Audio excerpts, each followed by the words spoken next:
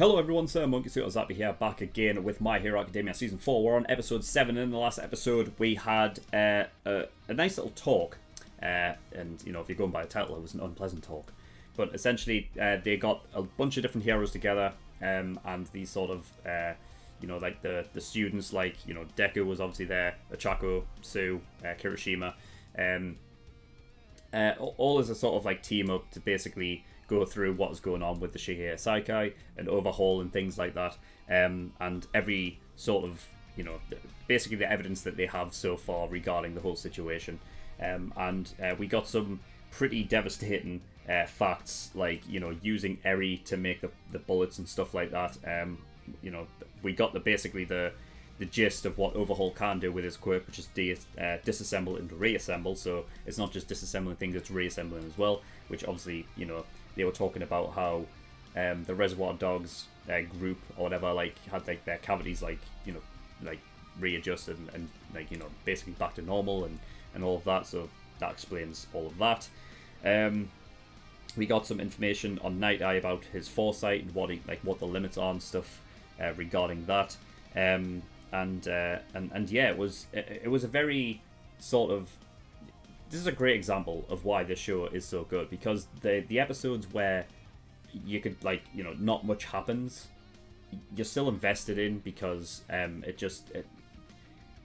don't know, I think this show is really, really good for just keeping me entertained regardless of what is happening. Like, you don't need the fights all of the time, you don't need all of these like everything going on all at once. Just giving us like these little like tidbits of information is like, because it just opens up the world to like all the possibilities that could happen, and I feel like they tell the story in a way where it's just really interesting all the time. And honestly, I can't remember, I don't think there's ever been an episode of this show where I haven't just been like, oh well, that was a bit meh, you know. I've always been interested and intrigued in what's going on, so, you know, it's just great. One of the things I do want to talk about is, in the last episode I was talking about how, like, Nighteye was, you know, like, I feel like he's just a bit, like, he's not in the right frame of mind regarding All Might. Now, I still feel that way. I still feel like the All Might thing is kind of, it is fucking with him a bit, and, you know, it's basically down to the fact that, you know, people have mentioned, like, the whole Schrodinger's cat sort of theory that, you know, it's not a case of, like, these kind of stuff will happen. You know, like, it's an idea of Nighteye thinking that because he uses foresight, then it kind of, it sways fate into doing what he saw. So it's like, he would be thinking that he would be causing the death of these people, as opposed to it already going to happen and he's just able to see it, which is why he's scared of you know, kind of doing this stuff. But yeah, I feel like it's becoming a crux with him, and therefore he's not able to, you know, kind of get past it, and you know, I feel like it's affecting him in a way that's not going to be very helpful unless he can get over it. So we'll have to see what happens with that. But yeah, I don't think it's anything else to really talk about. So we're just going to get into episode 7 and see what we get. So without further ado, let's go.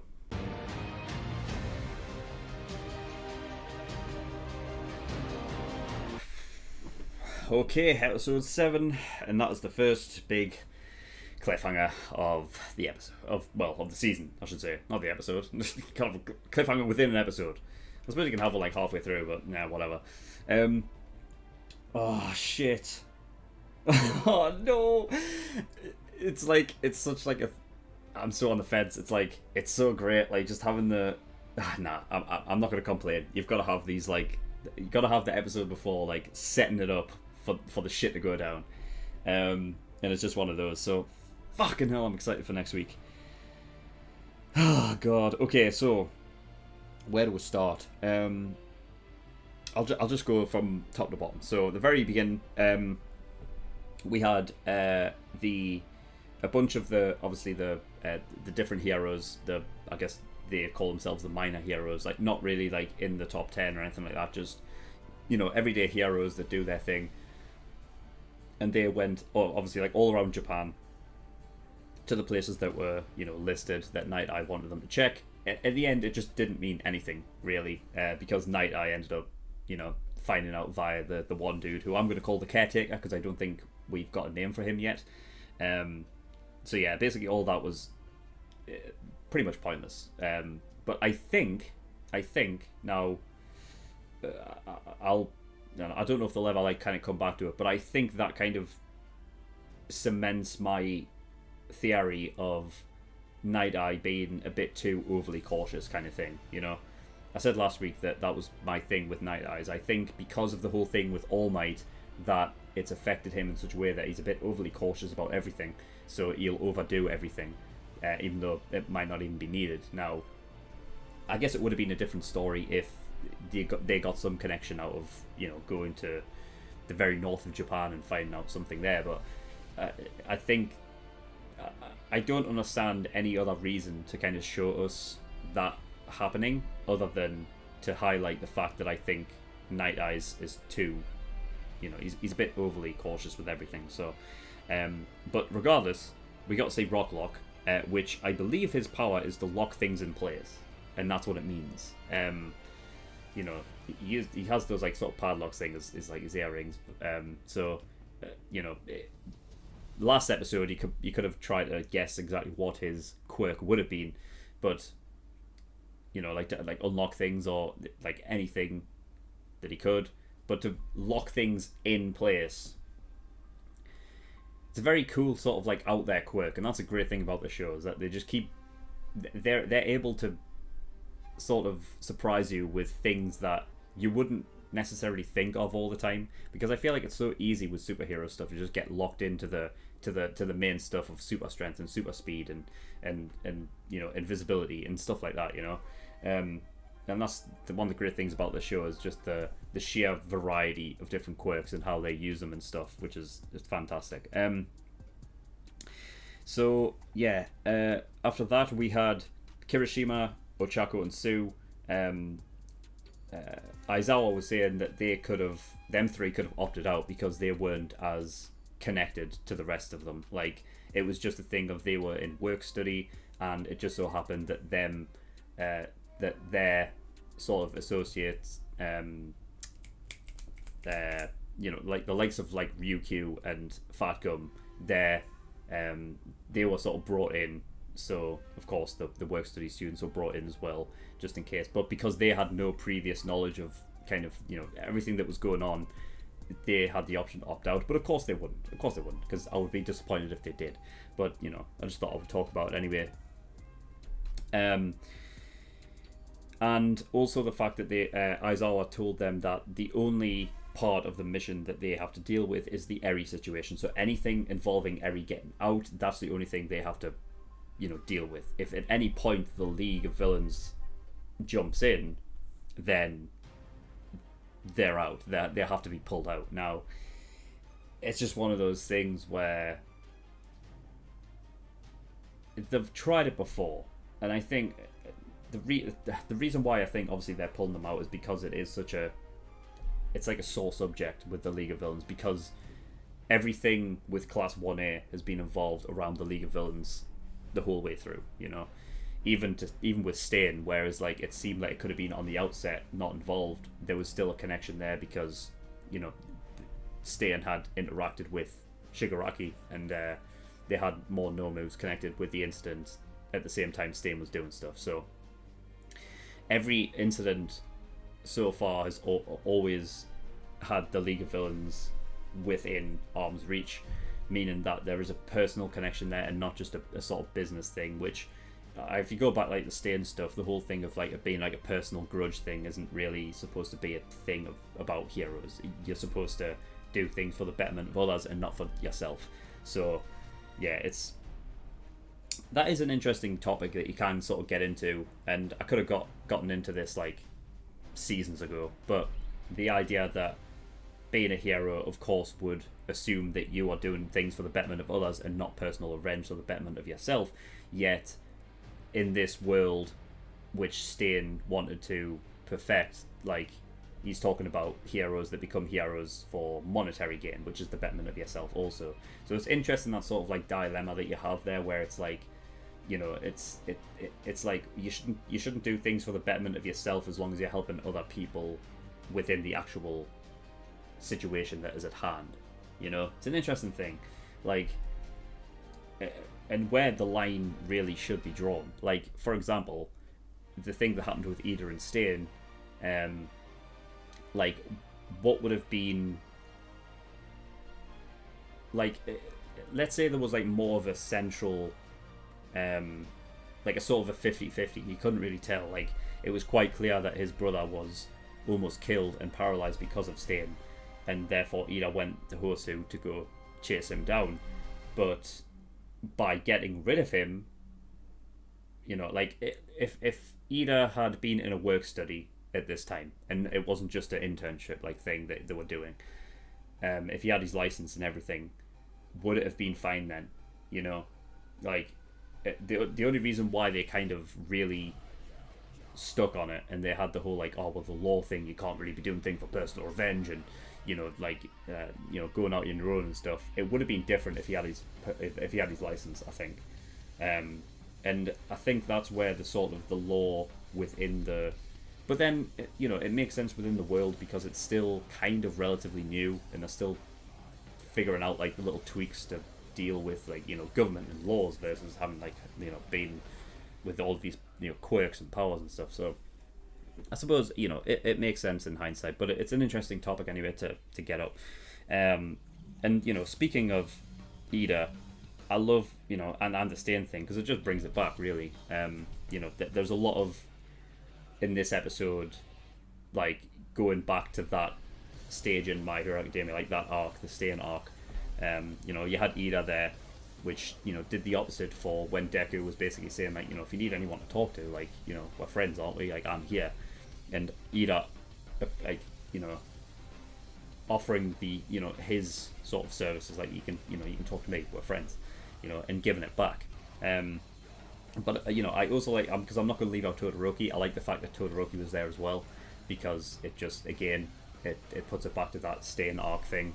Like, even though Ida was there offering, you know, Todoroki was also there, you know, beside them. So, you know, it was nice to have, like, those three and talking about it. But again, it's like, it's interesting that, because I think in this episode, that moment sort of forces you to think what Ida was going through at that time, because back then, when we were witnessing that happen and Ida was going off on his own, us as viewers are thinking, oh no, like, what are you doing? Like, you know what I mean? Like, let him know, please. But then it's like, knowing, because we've gotten every bit of information with Midoriya now, and the reason why he can't say anything. Now, it's obviously not the same situation as what was happening with Ida. With Ida, it was a more personal thing, and the reason why I didn't want to talk was because it was personal. Because he knew that if he was to talk to Midoriya about it, that he would stop him.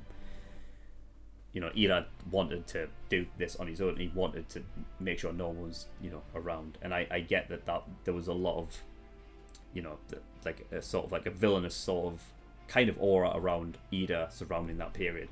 But I think it's nice to sort of see that sort of juxtaposition between the two situations and the opposites, and now, like, how the sort of tables have turned, and how difference, like, how the difference sort of shapes up between the two, and also the similarities as well. So yeah, I like that between those. It was nice, especially considering the fact that, like, we don't have the way this season started off. It's not really, it's kind of put some characters to the side, so the likes of Bakugo and Todoroki and Ida in particular, like, you know, whereas in the previous seasons, like, they've always had a presence, like they've always been, you know, had a lot of time in the show, whereas in this season so far they've had next to nothing. You know, now with Bakugo and Todoroki, that was set up from last season because they didn't, you know, they basically forfeited their provisional license because of the shit that they were doing in there. So there's a reason, sort of story-wise, for them to be out of the picture. Ida, though, it's a bit like, I feel like, I suppose story-wise it would be the idea that Ida he's more trying to stay in the sort of the good, like, in the good books because of the Stain stuff, because I feel like that is something that has stuck with him as a character. Of course, in season 3, when Bakugo was captured, he was firmly in that thing of, like, you know what I mean, like, we've just went through the stain thing, and now you want to go against, like, the government and law and everything again. But I still think, like, even now, it's still like a thing that sticks with him. So I think he's not as quick to jump into situations without thinking about the consequences of certain things. So maybe that's the story reason why he's not in it as much. But I'm sure, wasn't it like at the back end of season 3 where he said that he was going to be with, like, he was going into work study with his family, because his family owns, like, the thing, right? So, like, their own workplace and whatnot. So I think he was working with them, right? And I guess it must be the same with, like, Tokiyami, with Hawks. I guess those agencies just aren't, they just weren't looked at to team up, like, with the group. It kind of makes me think that I kind of like it in a way that they, like, because I think it would be easy just to say, oh well, clearly Overhaul is the like the biggest threat, sort of, to Japan, possibly even the world right now, because of the shit that's going down, and coupled with the fact that they are now in league with the League of Villains, like, it's a big deal. You would have all of your big players helping out, like, get everyone you can. But the reason why I like the fact that they aren't associated and with this group as well, because it allows for the lesser minor heroes to get a look in, and you get these new characters, and it sort of fleshes out the sheer number of heroes that there are out there, and you get to see, like, new personalities and things like that. But also the fact that I think it basically demonstrates that there are other things going on out there that need to be taken care of, that it's not just Overhaul and the League of Villains that's criminals out there. There's other shit going on, So it sort of makes it so that it expands the world. Because one of the things that I do have, like, well, I don't really have an issue with, but I feel like My Hero, it's not, when you think about the world, it's hard to think of it as expansive. Like,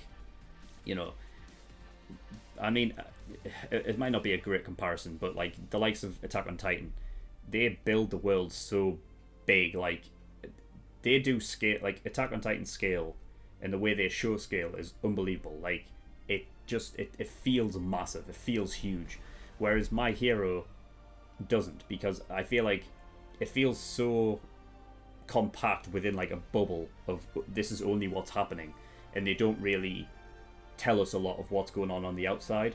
So you kind of have to think about it outside of the box, like the likes of Tokiyami and Hawks. Why are they not involved in what's going on here? Like, why didn't they go to that agency and get them involved with what's going on with Overhaul? Well, because there's other stuff going on outside. So even though they don't show it, I think it's important to just kind of think about it as, yeah, there is obviously stuff going on elsewhere, and the reason why they can't join in with what's going on with Overhaul, even though we're saying, like, oh well, clearly Overhaul in the League of Villains is clearly the biggest threat right now. Get all your big players in, but that's the thing, So I'm guessing either, because I'm sure he is doing the work study with his family, they just weren't, brought in because they're dealing with other stuff. But yeah, I mean, you've got the likes of Sato. It is Sato, isn't it? Or is it? I'm getting confused because Hado. Because I know it's Hado. My Hero Actor.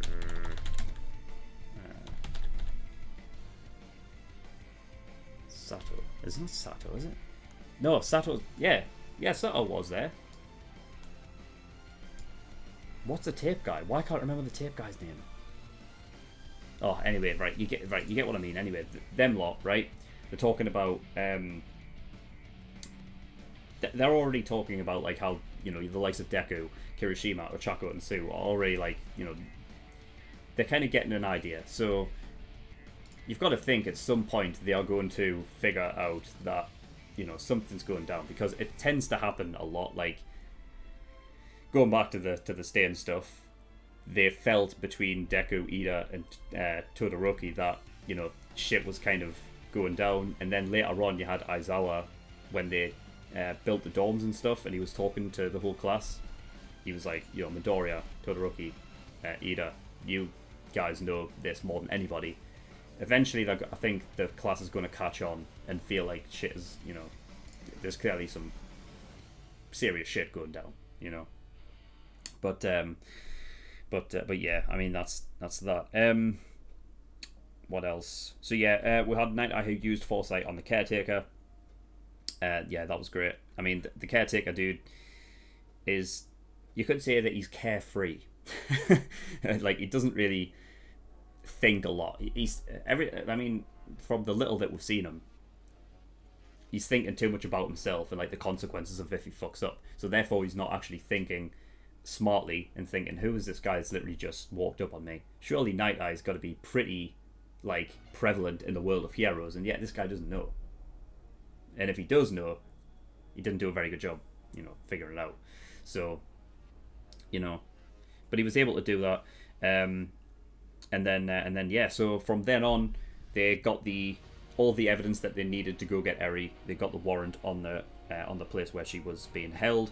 And then the likes of Mirio, being back to normal. That was obviously a big thing, because I was talking about it last episode in the post discussion that when you have a character that is so like one way, he's very energetic, he's very positive, he's very smiley all the time. As soon as he's not, it plays a big impact not only on his character and the viewer watching, but also the characters around him and how they view what's going on. And it's it's a struggle for them.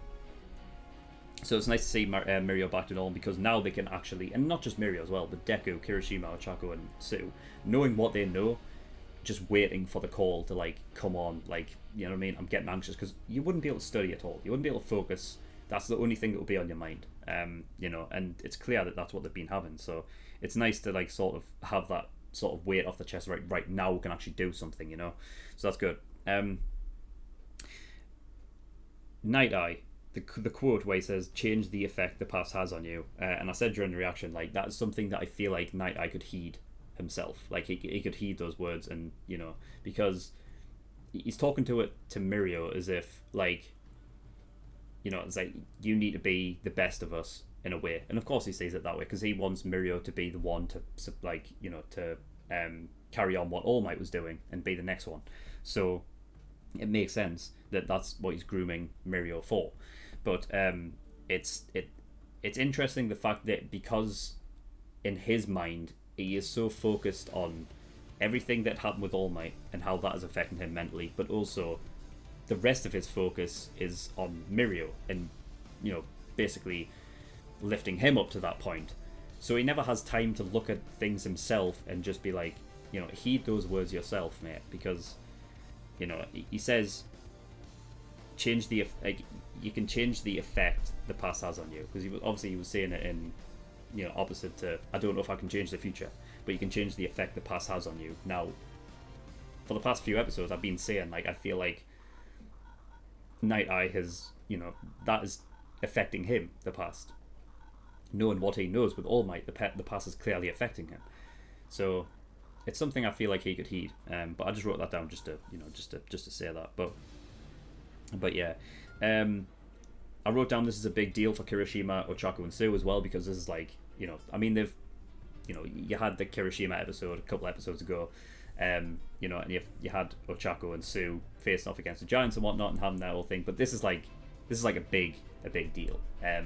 I suppose Kirishima had that, that thing of when they were going to save Bakugo, so he's kind of had an inkling of that point, but I still think it's like a big deal. Like, this is like an official mission that they're sort of involved in, whereas Deku's like been like, he's been involved in this high caliber shit for like throughout the entire show, and shit's always going down with him involved in it. So but for these three, this is a big deal. Like, this is where like they really need to like step up and so big deal for those three.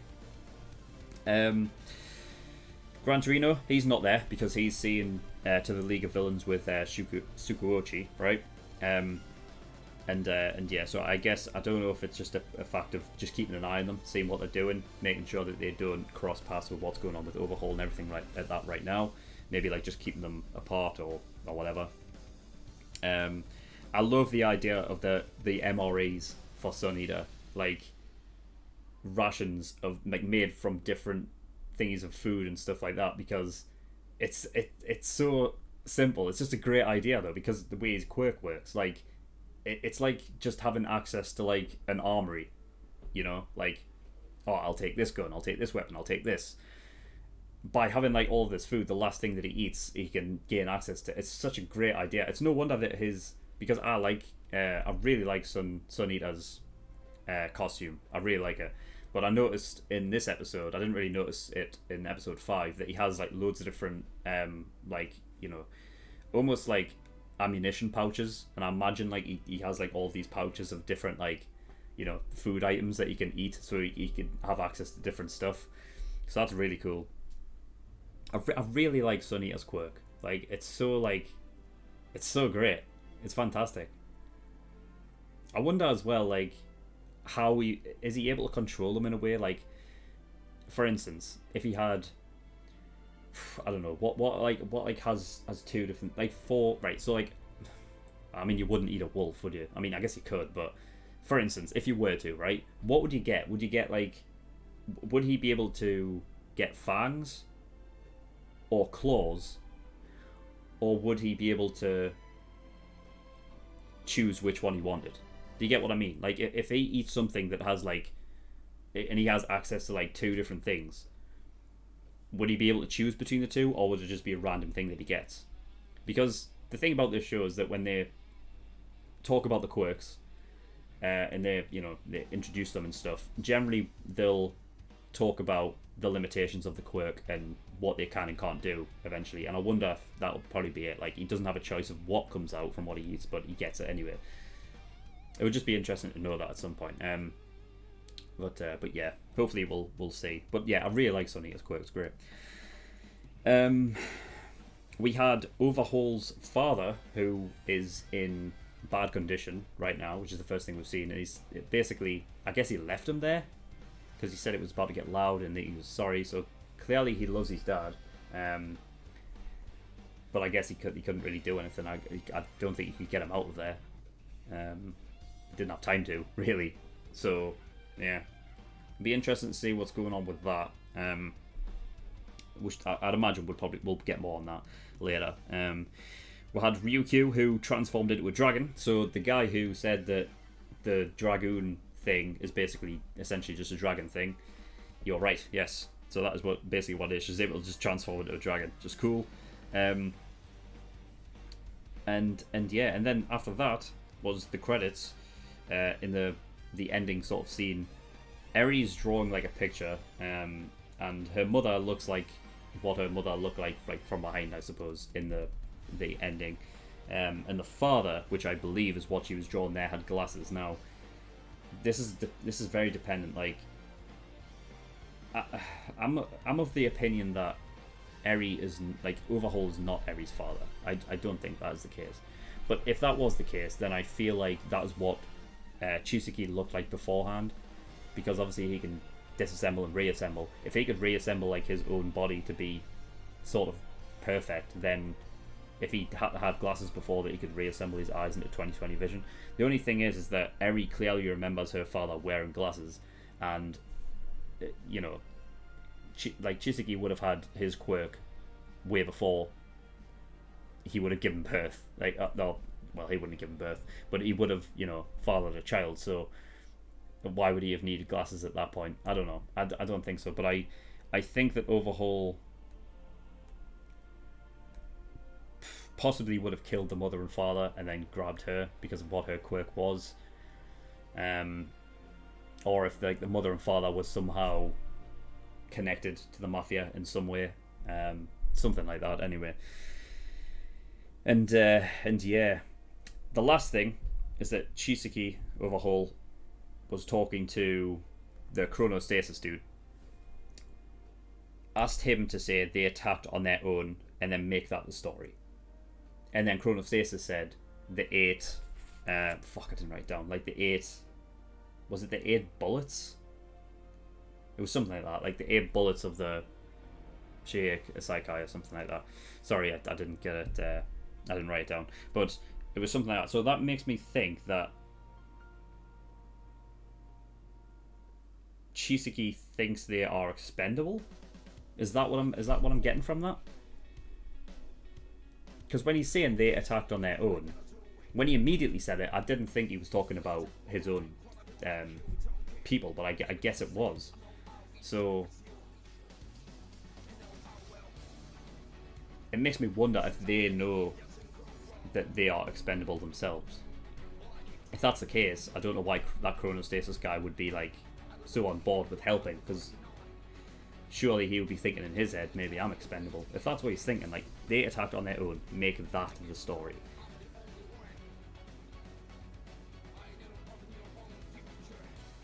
It's just an interesting thing, because I don't know what it would matter. Unless like the Sheikah Saika want to keep up appearances like they can't be touched. And if word got out that the police and everything like raided the shit, that, you know, they don't want people thinking that, oh, they can't be touched, you know. So they are acting like the, you know, the expendable dudes or whatever, like, went out and fucked things up for them. I don't know. They attacked on their own, make that a story.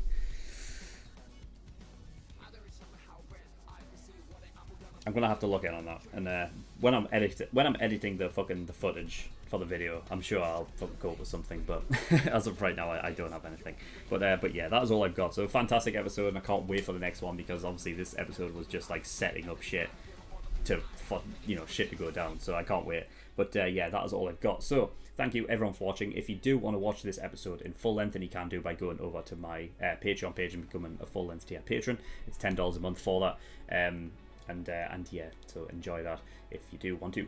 There's also the early access tier there on my Patreon as well, so if you do want to get episodes a week early, and you can actually get 4 episodes of Hunt x Hunt every week as well, as opposed to the usual 2, then you can do there for $5 a month. And there's also other tiers there where you can pay to have certain shows reacted to. So if you want me to react to a certain show, then you can go have a look and see what the deal is with those tiers. But yeah, that's all I've got. There's also Discord link in the description as well for you. If you want to go over there, then you can do. But that is all I've got. So thank you for watching. I'll see you all next time. Bye bye.